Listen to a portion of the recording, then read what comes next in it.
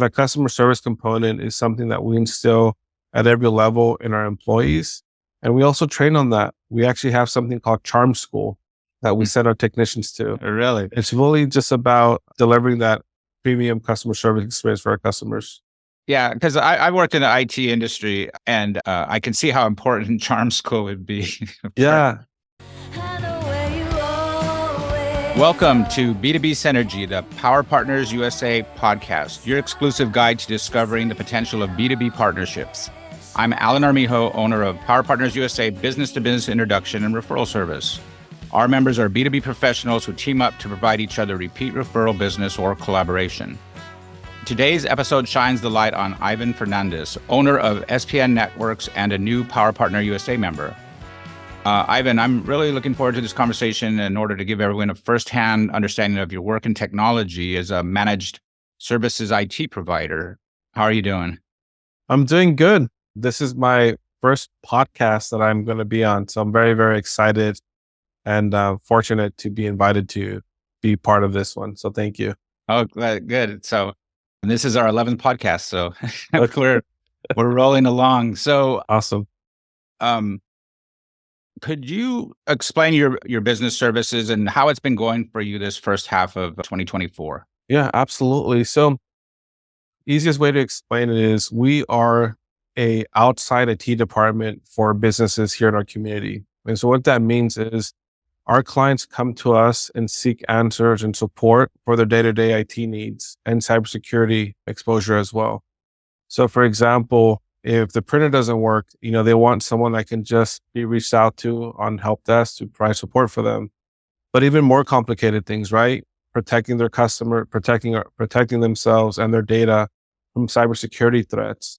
So they come to us and they look for solutions that we've already vetted, trusted, and we know are going to work to help protect our clients. And from there, everything in between, we have projects we take on for clients that are relocating offices or downsizing.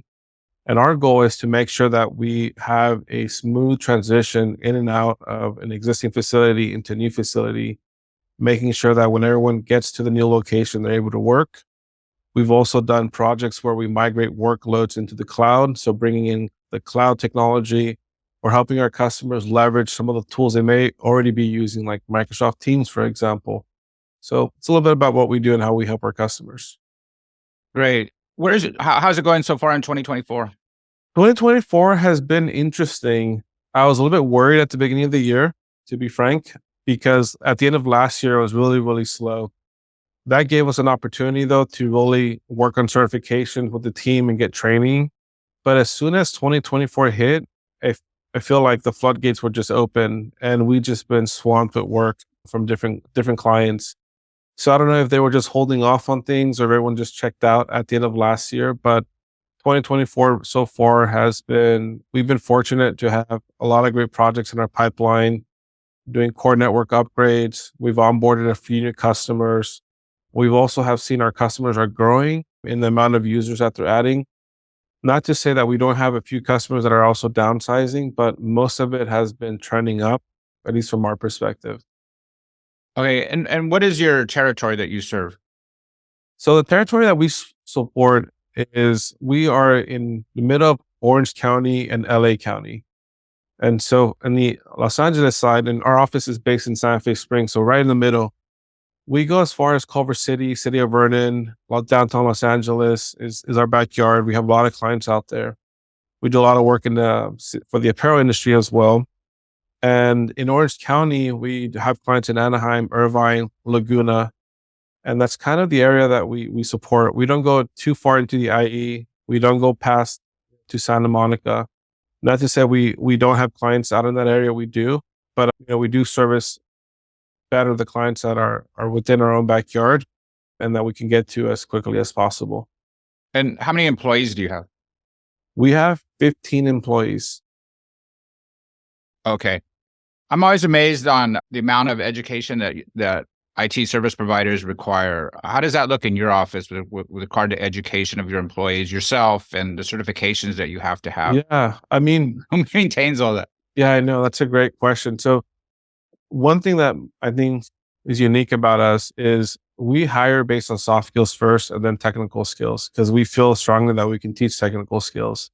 And at the end of the day, we're in the service industry and we're here to service our clients. So, our clients want to speak to someone that's courteous, professional, and can communicate clearly, articulate, and identify what the issue is with their systems or provide a good solution. But when it comes to the technical side, what we do is we push our technicians to get industry certifications.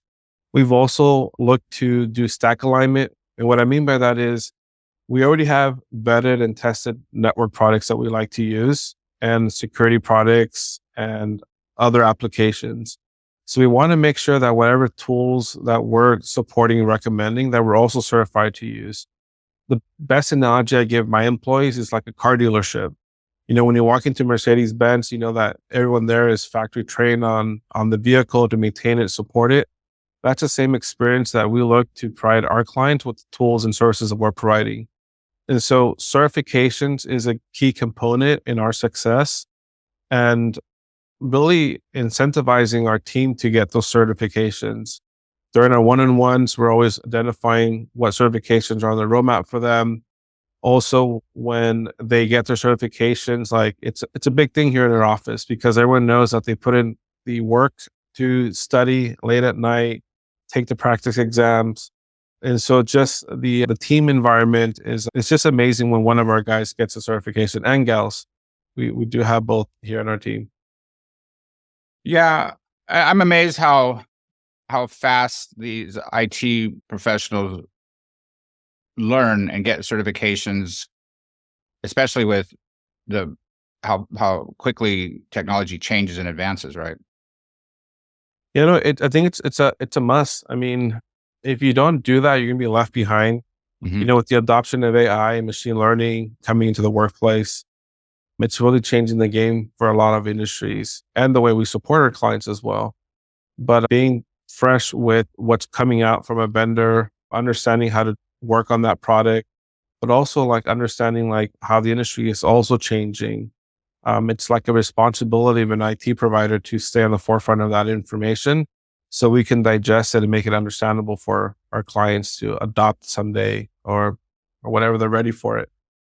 Right. So I think, in talking to you before, a differentiator is you and your staff's ability to talk to clients on a functional basis versus a technical basis, right? Yeah, that's critical. I mean, I tell that to my team all the time. We're in the service business. We're not in the IT business. And I can relate to situations where I need to talk to a plumber, I need to talk to an electrician, and I might know what might be wrong, or at least I think I know, but I can always appreciate when they take the time to at least understand my problem from my perspective, even though I might be completely wrong, but it's validating to feel like, okay, I've been heard. And so that customer service component is something that we instill at every level in our employees. And we also train on that. We actually have something called Charm School that we Mm. send our technicians to. Really? It's really just about delivering that premium customer service experience for our customers. Yeah, because I worked in the IT industry and in managed services because you're facing the client, your employees are facing the client, versus a programmer who's on the back end doesn't ever deal with the client, really doesn't care about it, just get the programming done, right? So I can see how important Charm School would be for Yeah. you guys. I mean, by nature, we're IT people are introverts and we have a bad rap in the industry, right? Yeah. And so it is hard for us to find people because I said we hire first on soft skills and then technical skills. So a lot of times we do pass up on a lot of great talent that is technically amazing. But when I try to see them having conversations with our clients or within our team, I'm just like, it's not going to be a good fit for us. And we've had to, again, pass up on some amazing people because of that.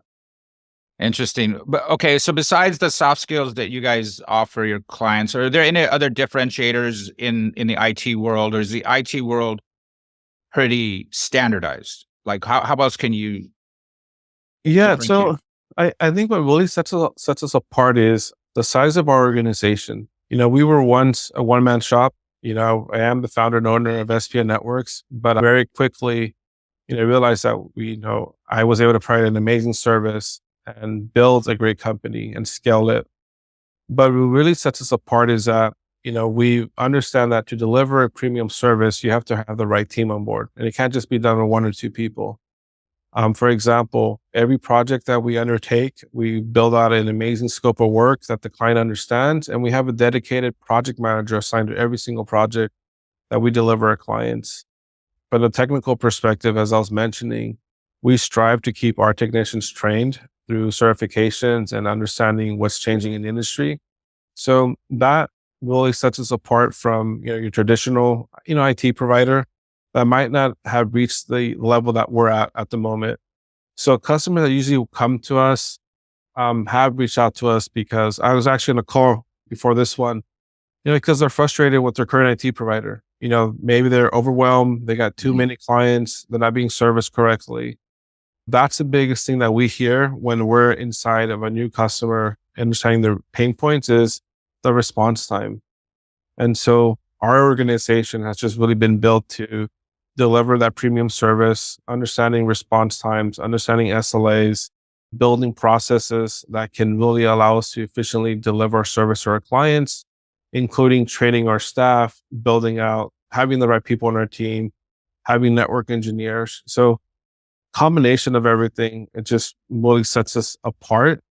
But I still think, as cheesy as it may be, is our customer service side. I mean, we have a really good retention rate with our customers. Where we've had customers that have left and come back. That's how good we are.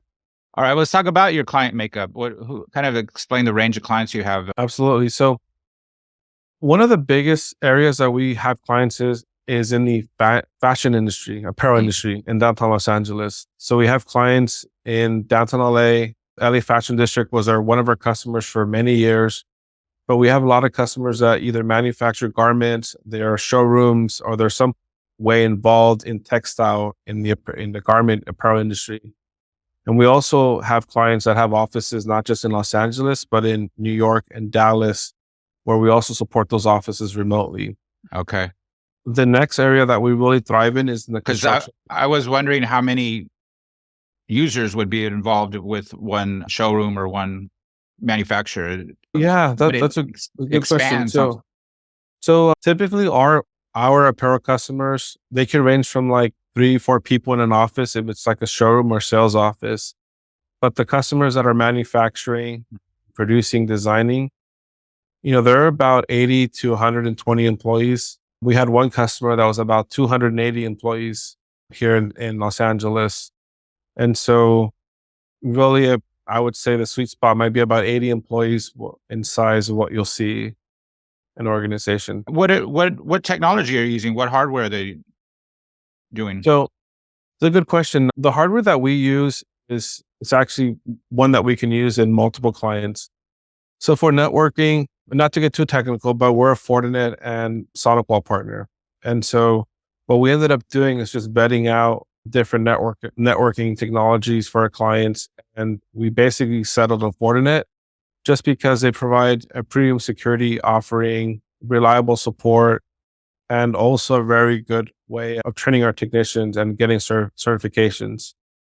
But when it comes to networking, PCs and servers and Wi-Fi, what you'll see out there are Windows and PC or Mac, right? And so we support both. On the PC side, we're a big Dell shop and Lenovo. So those are the two that we support. But we're also hardware agnostic, right? So the customer has something that they already have, maybe from Cisco or maybe from, IBM or something. We'll support that as well. And then eventually, if we can, our goal is to do more of a stack alignment where, when it's time to renew the hardware, we'll propose things that we're certified in, like Lenovo, Fortinet, SonicWall, because again, we want to give that client that premium experience from us, that everything that we're supporting, we have certified technicians that can work on it. So just to illustrate in this apparel industry example, you're installing all this hardware or, systems and software and hardware, but in their environment, are they using the computers to design? Are they using the computers to manufacture all of that? Yeah. So, I mean, Honestly, like I think every business has the same functions to it, right? You have operations, finance, marketing, sales, then the other ones have warehousing, production. Hmm. And so every client uses some sort of workstation. And then the only thing that changes is we call it LOB, line of business application, or another name could be like an ERP system. Hmm. So customers in the apparel industry have a specific ERP system that most of them use to manage the life cycle of their manufacturing process and their warehouse. Then, for example, other clients that we have in construction or warehousing or logistics, a lot of them use QuickBooks. And so we're also big on QuickBooks and getting that set up and implemented. And then for communication, a lot of clients are either using Office 365 or Gmail. Those are the two primary ones. If you're not using that, you should switch to one of those two. Now, with Office 365, that also enables a organization to leverage other tools like Microsoft Teams for communication. You have email, like Word, Excel, PowerPoint, right? And so in those applications, are basically working to write proposals using the ERP system for finance. When it comes to the design aspect, it really depends on what they're designing. So if they're designing from a initial concept, they're using a lot of the Adobe Creative Cloud, so Adobe Photoshop, Illustrator, InDesign. If they're actually making pattern files and they're going to actually send those out to be produced, they're using something called Gerber, and Gerber is like more of a CAD system. Hmm. And so it just changes. But I do know that the common thing with all these clients are security is the same. When you're doing it right, Hmm. they all need internet, they all need a network, they all Hmm. need wireless, and everything needs to be backed up, Hmm. maintained, and managed. Hmm. The only thing that changes really that's unique from industry to industry is the line of business applications that are catered for their industry. Because that really helps me myself understand. It's between departments. You're handling every department in that company in a sense, and every specific aspect that they have to deal with, and that's how you become their managed IT services provider, right? Because IT managed IT services and cybersecurity are more than buzzwords, right? They involve they go into that whole environment. Yeah. Usually the analogy I give to people is if it plugs into the wall, we probably manage it, even the coffee machine, right? But yeah, think about the copier, the phone system, we even help customers with their alarm system. Uh-huh. All that stuff needs connectivity somehow or needs network access, camera systems, but also like everything that touches a network. So you have a lot of IoT devices like thermostats that are, Alexa, Sonos systems. A lot of that is, end user facing, but, IT is really just, the part of us helping our customers navigate that journey and making sure they have the right IT in their environment. Oh, and do you keep like an inventory of all this for each client? So we do. So one of the things that we do as part of offering our security offering is we help our customers adopt something called the CIS controls. And the CIS controls is a security framework that a nonprofit put out that's also sponsored by our great nation here. And they have different controls. One of the controls is to have an inventory of all your workstations, an inventory of all your applications, and an inventory where all your data is at.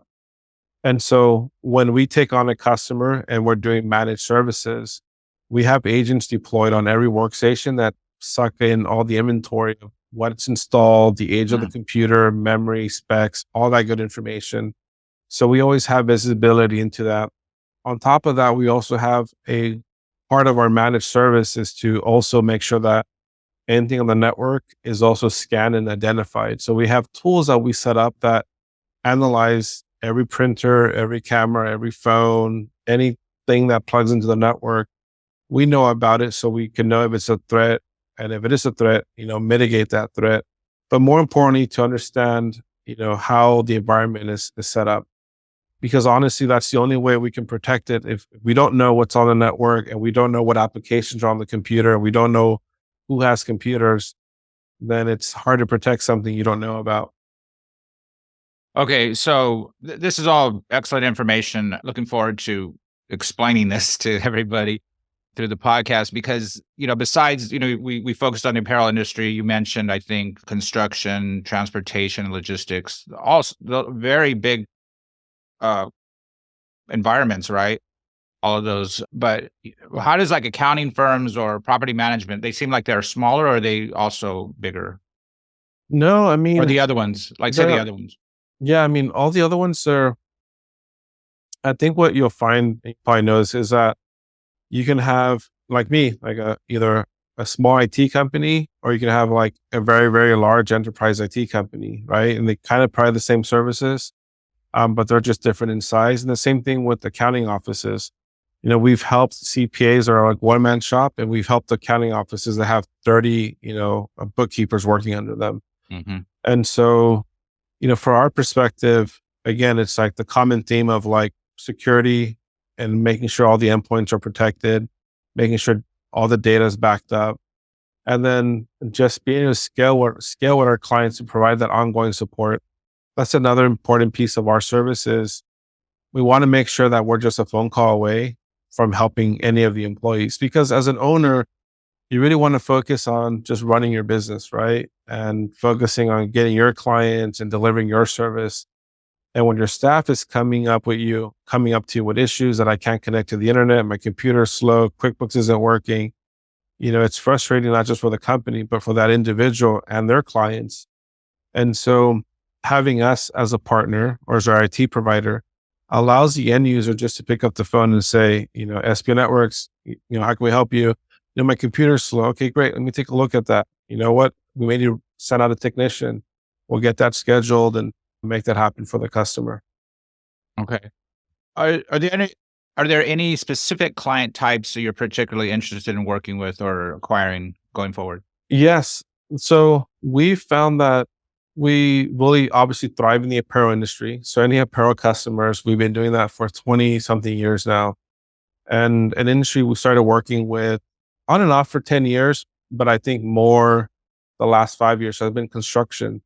So we really found that we understand how the construction industry works. We understand their pain points. We understand the applications that they use. And we have a great team here that understands how to service that industry. Can you be a little more specific when you say construction? Yeah, absolutely. So construction companies for me mean it would be like, for example, we have one customer that does concrete.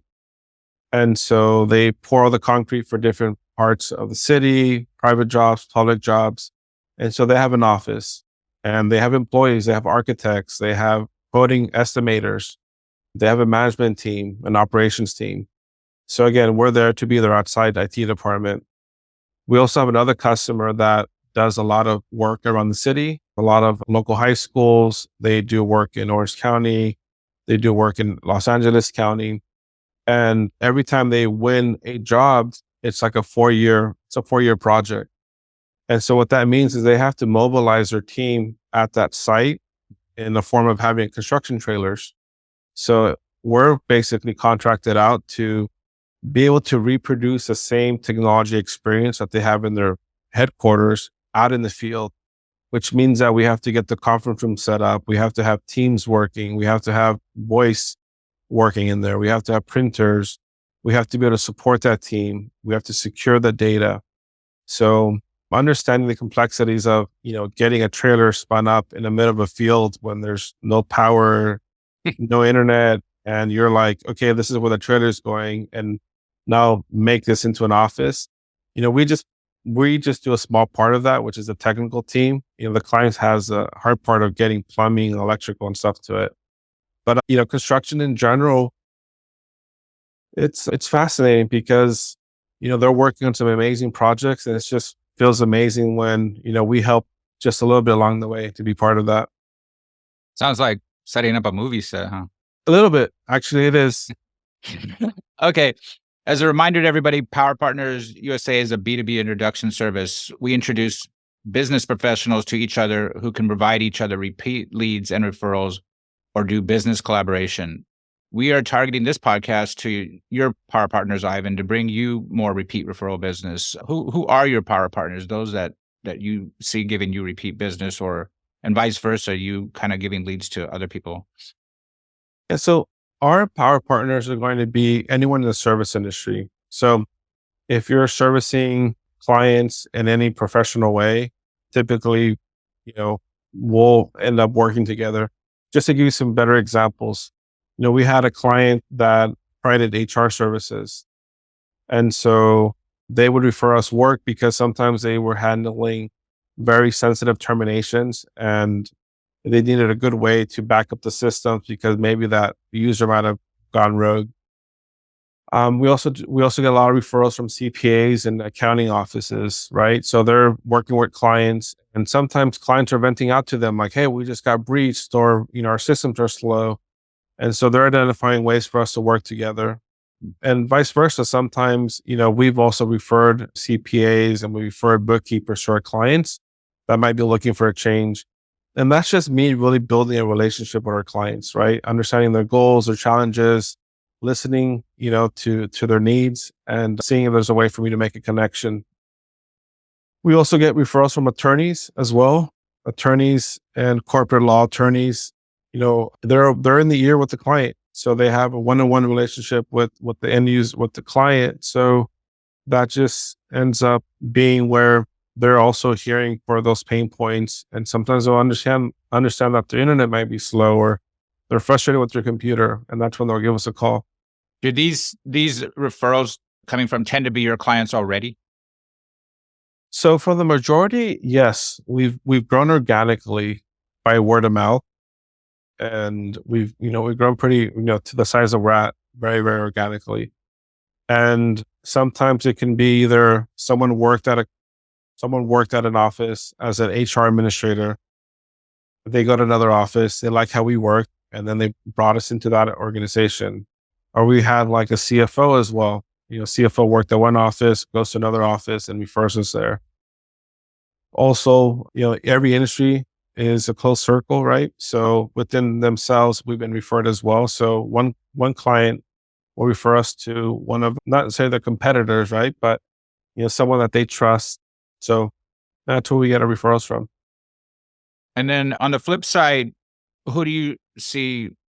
Like, I think you mentioned sometimes you do access control or security cameras, right? Or you do the work yourself, or do you refer that out? Yeah, so we don't actually do. So we used to do access control and cameras, but we stopped doing that about 5 years ago. We still know how to support it and manage it. So what we do now is if a customer is looking for cameras, we just have a partner we can refer them to, or access control, we just refer them to a partner. We understand that it's required and how it works. So we kind of help our client either evaluate proposals or give them like direction on what they should be getting or what not to get, right? Because a lot of times customers want to get consumer grade stuff they can find at Best Buy, put it in their office, and not always the best idea. But we do have a really good network of partners that we refer access control cameras to. What about like VoIP systems? VoIP systems, we do that internally, but it's only in certain situations. So for example, we're big with Microsoft. We're a Microsoft partner, and one of Microsoft products is Microsoft Teams. So one thing that you can do with Teams is also turn that into your telephony platform, not just for video conferencing, but basically replace your PBX system or your traditional handsets and do everything inside of Teams. So those are the opportunities that we do take on because it still involves Office 365, Microsoft Teams. And then what we're doing is bringing this unified communication for the client. Like for example, in our office and many of our clients, we use Outlook and Teams side by side to communicate. Emails are really for outbound client communication every day and night. And then Teams is really being used for internal communication. And now Teams has a telephony module that you can activate so that you can now receive calls from your customers directly inside of Teams. And so now you're just unifying your experience all within these two products. So that's the VoIP services that we do provide. Now, if the client wanted something different, we would just either turn it down or just refer them to another partner we've used in the past. Okay, good. Well, any other examples that you've seen of referrals that you or power partners that you've made that tend to give repeat business or collaboration? Yeah, so I think another area that I didn't speak about is like other trade partners, right? So for example, we do a lot of work with low voltage companies and they send us work, we send them work. Right? I network a lot with CCTV companies as well. Sometimes again, they might be in a sticky situation where it's, they have to maybe do some complex networking part, or maybe the customer doesn't have an IT person, they'll bring us in. We've also done a lot of work with other professional companies. So there's an amazing company we work with that does a lot of high-end Microsoft Teams development. So a lot of custom applications. And so we refer them clients as well when it's something that's out of our capabilities. And so again, I think going back to what I had mentioned, it's, anyone that has a really good relationship with an owner or a business, is in a situation where you're, having an honest conversation with them all the time about business, about goals, about challenges. And it's really just, hearing them out and understanding if there's, hey, I might have someone I can help you out. I'm not sure if it's going to work. And that's the same way that I do, right? Is I'm talking to my customers and, they might need a construction company, or I hear that they're remodeling their office, or they're looking for a larger warehouse. I referred real estate agents. I referred painting people. I referred camera vendors. When I hear they're in legal trouble, I've, made recommendations for attorneys. At the end of the day, I feel like a lot of us are just here to help our clients. And anything that I can do to refer anyone that I understand the services, I'm 100% willing to do and have done. Great. I think, and that was my other question is, what is the majority of your day spent doing as owner?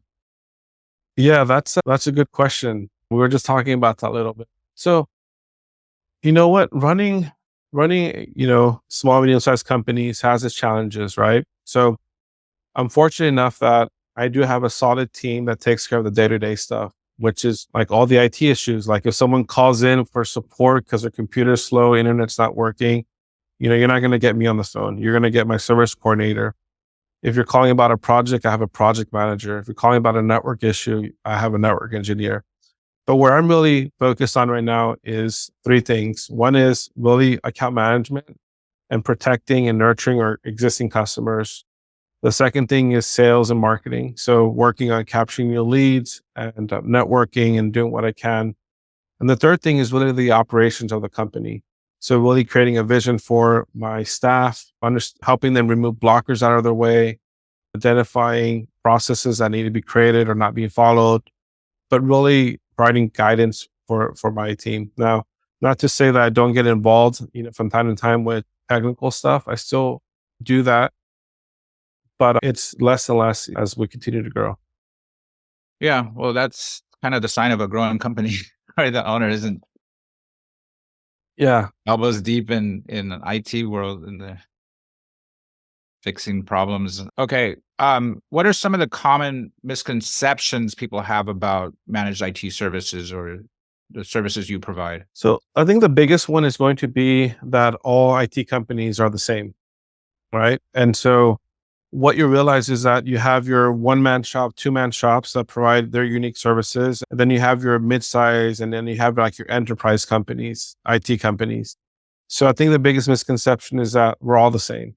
And I think just realizing that as you're engaging with different companies, asking the right questions about like, what size clients do they support? What type of projects do they do? Do they have clients that are like your size in your industry? And speaking about client size, for example, with SPN Networks, we're really in that minimum of 15 employees to about 200 employees size organizations where we can really thrive. That just means that the customer doesn't really need a full-time IT person, and we can bring in skilled labor depending on what we have to resolve that day. So for example, if we're resolving networking issues, we have a network engineer. If we're solving database issues, we have a database administrator. These things about like, the premium and all that is important because they know that you're a serious IT provider. You're not a one or two man shop. I think it's very important for people to understand because our members have access to these clients that you're talking about. Exactly. the Yeah. They do. lawyers, the real estate people. So there's not a lack of contacts out there for you. So with that, is there anything else that you want to add? No, I mean, just wanted to say thank you for allowing me to be on your podcast. So I'm really, really excited about that. That's kind of it. Okay, well, thank you for I taking the appreciate it. time. I know you're super busy. I was looking forward to this time to get this going with you, and welcome to Power Partners USA. Looking forward to a lot of repeat referral business for you. All right. I appreciate it. Likewise. Okay. Like to support the group.